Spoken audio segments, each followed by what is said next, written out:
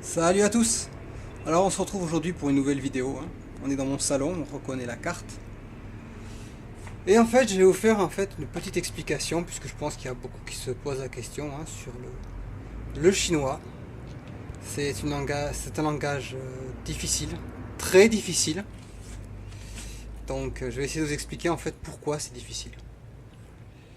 Alors c'est très difficile parce qu'en fait, quel que soit le point que vous abordiez, c'est différent des langages européens. Le langage européen, quel qu'il soit, il y a un alphabet. Les alphabets sont différents, mais il y a un alphabet. Ici, il n'y a pas d'alphabet. La grammaire sera différente. Les prononciations seront différentes. Les mots seront différents. Tout, absolument tout est différent. Et ça va même être différent jusqu'au point, en fait, de la façon dont sont construits les mots et dont est construite la logique. Et c'est ce que l'on va voir aujourd'hui dans cette vidéo. Vous allez voir, hein, par exemple, en français, on a faire, qui est une racine, qui va faire refaire, défaire, parfaire. On va décliner un mot. Ici, vous allez voir que la logique est complètement différente. Pourquoi? Parce qu'en fait, un mot, c'est un dessin. Donc la logique ne vient pas de la signification du mot, de la racine, elle vient de la signification du dessin. Alors on va voir ça tout de suite. Alors j'ai pris deux exemples simples. En fait, je pense que si je vous dis ça, que je dessine ça comme ça, je vous dis qu'est-ce que c'est que ça, vous allez me dire, ben, c'est une flèche vers le dessus. Donc c'est ce qui est au-dessus. Et je vous dis, ben, ça veut dire dessous, en dessous, en bas. Et ben, c'est ce qui a donné deux mots en chinois, hein, à savoir celui-ci. Donc on voit que on retrouve la petite ligne avec la petite flèche qui est un petit peu, avec le temps, hein, s'est déplacée, s'est mise ici, l'autre côté qui a disparu. Et l'autre mot, on le retrouve ici, mais cette fois-ci, ce ne sera pas là, ce sera ici. Voilà. Alors, vous ne demandez pas, hein, c'est des mots qui ont 5 ou 4 000 ans d'âge. Donc forcément, avec le temps, en fait, hein, ça a changé. Mais c'est la même chose. C'est exactement la même chose. Et vous allez voir que c'est ici que vient toute la différence, en fait, de logique entre nos mots et les mots asiatiques. C'est un dessin. Donc, qu'est-ce que veut dire ce mot? Eh bien, ce mot veut dire, si vous êtes ici, c'est ce qu'il y a au-dessus. Par exemple, si vous dites 100 et au-dessus, 105, 120, 110, c'est ce mot-là, au-dessus de 100. Si vous dites par exemple, il fait moins 3 degrés, vous êtes en dessous de 0. Donc c'est en dessous de 0. C'est celui-ci, en dessous. Donc ça veut dire au-dessus, en dessous. Mais, si par exemple, je vous dis, ça c'est le bus. Et moi je vais au-dessus du bus, je vais sur le bus. Et bien ça veut dire tout simplement que je monte dans le bus. C'est monter, tout simplement. Et ici vous avez deviné, si ça c'est le bus, je descends du bus. Et ça peut être également la montagne. Si ici c'est la montagne et que j'utilise ce mot-là, et je vais au-dessus de la montagne. Donc je monte sur la montagne. Et ici ce sera, la montagne est là, donc c'est ce dessin-là, je descends de la montagne. Donc vous voyez qu'on a deux mots, hein, qui veulent dire au-dessus, en dessous, mais qui peuvent être aussi des verbes, monter et descendre. Notez au passage que ce sont des dessins. Donc en français on dira je monte, tu montes, il monte. Hier nous sommes montés, ils sont montés, on montera, nous monterons. Ça se conjugue. Ici c'est un dessin. Un dessin ça ne se conjugue pas. Il n'y a pas de conjugaison en chinois. Alors vous allez me dire comment est-ce qu'on sait que ce mot-là c'est le verbe et que c'est le futur, le présent ou le passé. C'est simple, hein. Ici vous allez rajouter un deuxième mot qui va vous dire si c'est le passé, le présent ou le futur. On va rajouter des mots comme ça. Donc déjà vous voyez que la construction est complètement différente puisqu'on a un même mot qui peut être, je ne sais pas comment on dit, un adjectif, un démonstratif, au-dessus, en dessous, je ne sais plus quelle classe de mots c'est. Ça peut être un verbe, monter, descendre. Et ça peut vouloir dire aussi quelque chose de complètement différent. Cette fois-ci, je vais écrire ici avec mon superbe stylo qui ne marche pas. Vas-y. Le négatif. Et ensuite, vous mettez ce mot-là. Ou alors le négatif. Et vous mettez ce mot-ci. Alors, vous allez me dire, c'est ne pas monter, ne pas descendre. Ça peut. Mais pas forcément. Pourquoi ? Eh bien, c'est là où ça devient compliqué, c'est là où ça devient du chinois. Ce mot-là, si par exemple je vous donne deux stylos et je vous dis est-ce que ces stylos sont les mêmes? Vous allez prendre un premier stylo, et vous allez prendre un deuxième stylo et vous allez l'approcher du premier stylo et vous dire ou ces deux bleus, est-ce que c'est le même bleu, le bleu du stylo et le bleu ici? Vous allez faire ça. Ouais, c'est le même bleu. J'ai mis un bleu au-dessus de l'autre pour les comparer. Donc si vous utilisez négatif et ce mot-là, ça veut dire que vous avez comparé et que ces deux choses que vous avez comparées ne vont pas ensemble. Je superpose, je regarde. Non, c'est pas la même chose, c'est différent. Négatif, ça veut dire que les deux objets que vous comparez sont différents. Tout simplement. Ça peut être aussi quand vous mangez quelque chose, si par exemple vous mangez du Nutella et qu'avec le Nutella vous mangez, je sais pas moi, des huîtres, vous allez faire les huîtres, ça va pas avec le Nutella. Des huîtres avec du Nutella par-dessus, ça marche pas.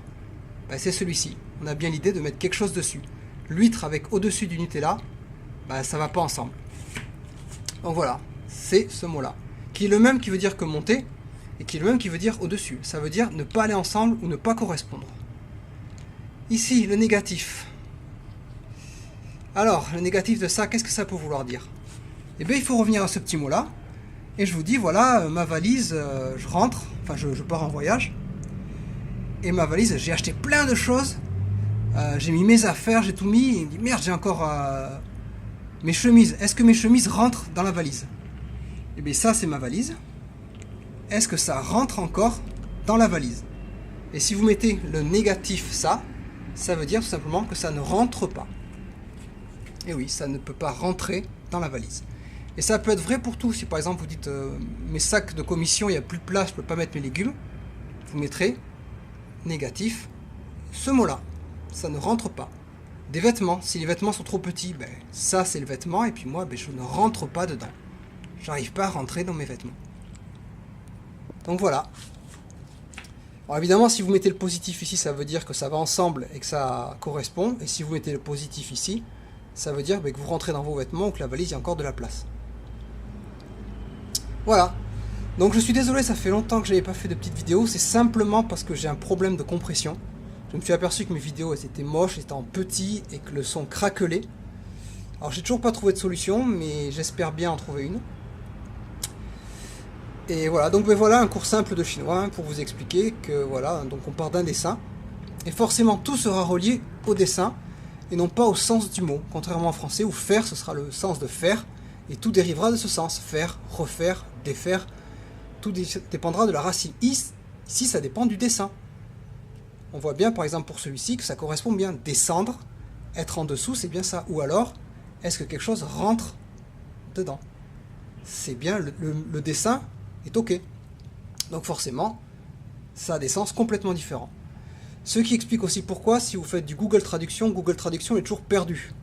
Parce que ce mot-là, eh ben, lequel sens il faut lui donner? C'est celui-ci, ou le verbe, ou en dessous? Mais c'est compliqué, c'est pour ça. Et là, je vais faire une petite coupure et je vais revenir avec un deuxième mot qui va vous expliquer, en fait, hein, la notion de dessin aussi plus compliquée. Et encore une fois, vous expliquer quel est le sens du mot va dépendre du dessin et donc forcément ça aura plusieurs significations. On se retrouve tout de suite. Nous revoici, nous revoilà. Et on va voir un mot un petit peu compliqué. Alors le mot compliqué, le dessin va parler de lui-même et vous allez voir que c'est très dur de trouver une définition et de vous la donner directement comme ça. Il faut comprendre le dessin. Alors disons que l'on prend des herbes. Alors le symbole chinois pour les herbes c'est celui-ci. Attendez, parce que mon stylo... Évidemment, il décide de me lâcher au moment où j'en ai besoin. Voilà. Ça, c'est le symbole des herbes en chinois. 2 plus côte à côte. Alors, ces herbes, je vais les mettre dans un plat. Ça, c'est le plat. Ce plat, forcément, genre une poêle, je les mets sur le feu. On voit bien le symbole du feu, ainsi les petites flammes qui brûlent. Et ce feu, ben, autrefois, dans le temps, comment est-ce qu'on le faisait? Ben, on le faisait avec du bois. Voilà le symbole du bois. Alors si vous demandez pourquoi c'est ça le symbole du bois, mais parce que ceux qui travaillent avec les enfants le savent. Quand je vous dis dessinez-moi un arbre, vous faites ça. Hop, avec des petites racines et puis des petites branches. Et si vous remarquez bien, si je vire... Hop là. Si je vire les branchages... Putain, je dessine comme un porc. Voilà. Eh bien on a tout simplement ici le tronc de l'arbre avec les branches, les racines. Eh bien c'est exactement le symbole du bois.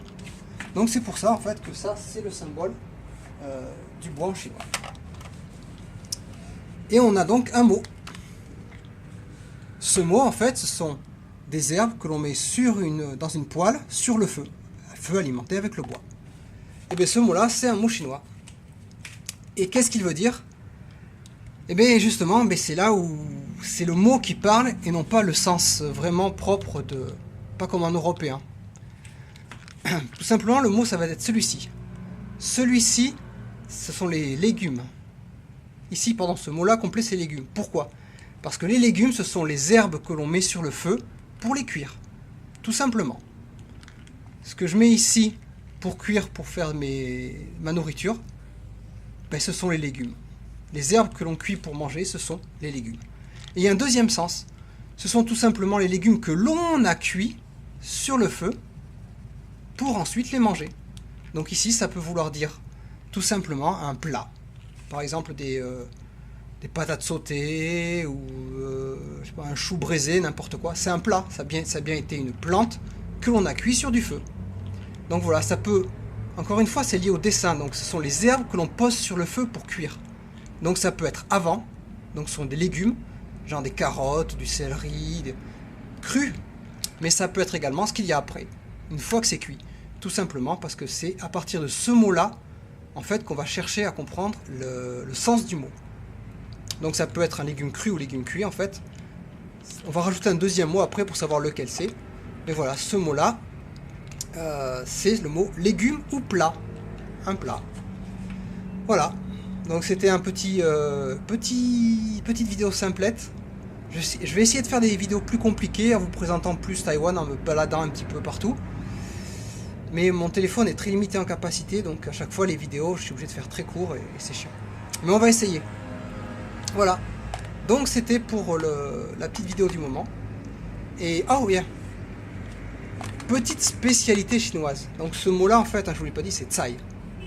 Comme ça, tsai. Vous voyez, je mets un petit trait ici comme ça. Tout simplement pour vous dire que il y a une prononciation particulière de ce mot. Parce qu'en chinois vraiment, ce qui rend la langue encore plus compliqué, hein, comme je l'ai dit, tout est compliqué, c'est tout simplement que... le petit bébé pleure. Les mots ont tous une intonation. Et c'est ça qui fait vraiment chier. Alors je ne vais pas vous les faire parce que j'ai encore du mal à les faire, les intonations. Je vais vous présenter un petit texte. C'est un poème célèbre hein, qui a été écrit spécialement pour expliquer ce point-là. Vous allez voir que c'est tout le temps le même mot qui est prononcé, à savoir que ça va être celui-ci. Hop là, je l'écris mal. Ah putain. Mon crayon qui rend l'âme quand j'en ai besoin. Je hais ça. Voilà. S-H-I. S-H-I. Vous allez voir que tous les mots s'écrivent différemment, mais tous les mots se prononcent S-H-I. Alors S-H-I, ça se dit che en anglais. Oh, en anglais, quel con. En chinois, che. Et vous allez voir que ce che, il va y avoir plein de façons différentes de le prononcer, et que suivant comment on le prononce, ça va complètement changer la signification du mot. Voilà.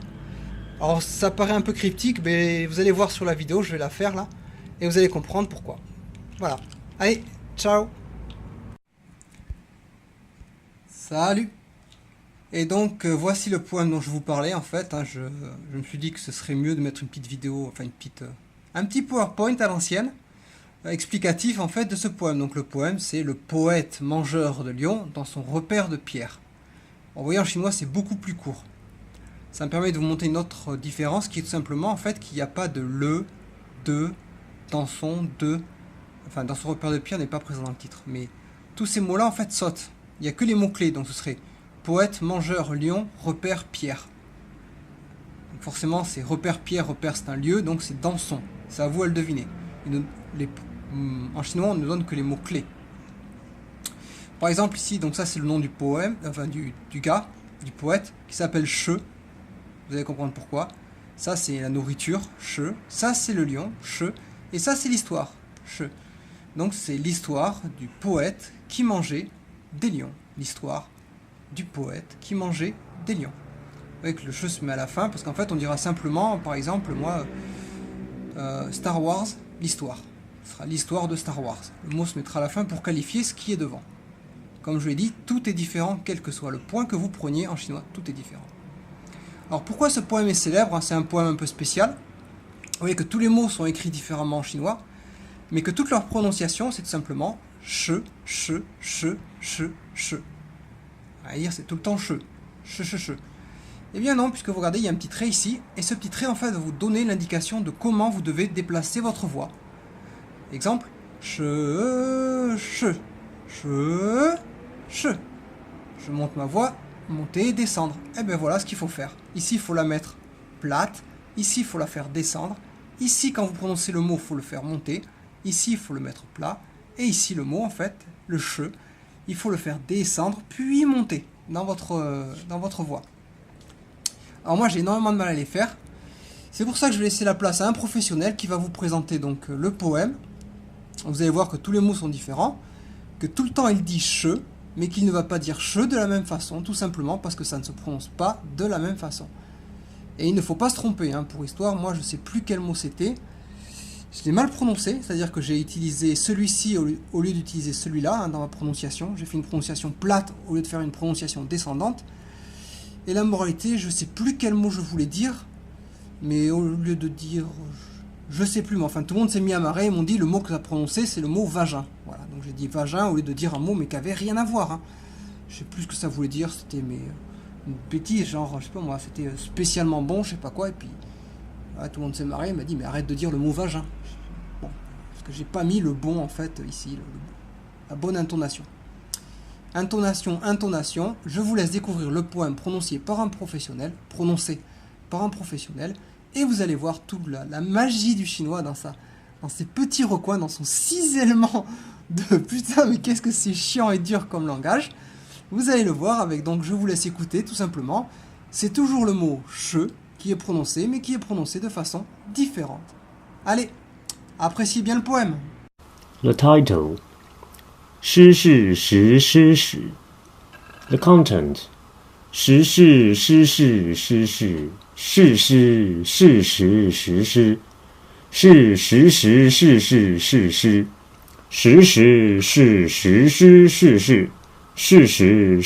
诗事事事事事时诗是史事史事时诗事事是时是时诗诗是时事，时事诗，是史是是时事，时事是是史事实时诗诗，时时史是是时诗诗，时事时时诗诗，事事是是。